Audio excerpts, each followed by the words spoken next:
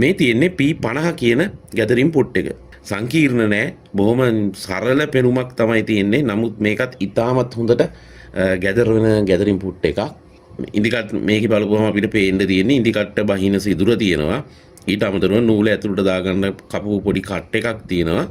Put එකේ ඉස්සරහා පැත්ත ඝනකමට තියෙනවා. පුට් එකේ පිටිපස්ස පැත්ත ඉස්සරහා පැත්තට සාපේක්ෂව ඝනකම අඩුයි. ඒ කියන්නේ මේක ෆීඩොග් එක උඩට හේතු වුනහම පුට් එකේ ඉස්සරහා පැත්ත විතරක් ෆීඩොග් එකට උඩට හේතු වෙලා තියෙනවා. පුට් එකේ පිටිපස්සේ කොටසේ ඉඩක් ඉතුරු වෙනවා. මතකයිනේ අපි අර කලින් P952 ගැන කියනකොට ඒකෙදී අර අපි ඇණි තද කරාම ඉස්සරහා පැත්තෙන් හේතු වෙනවා පිටිපස්සෙන් ඉඩ තියෙනවා කිව්වේ.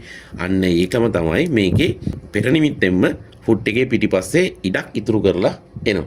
ඉතින් මේකත් හොඳටම ලස්සනට ගැදර කරන්න පුළුවන් පුට් එකක්. දැන් මම මේ ඔයාට මහලා පෙන්වන්නේ P50 පුට් එකෙන්. ඒකත් කිසිම අවුලක් නැහැ. ලස්සනට ගැදර වෙනවා.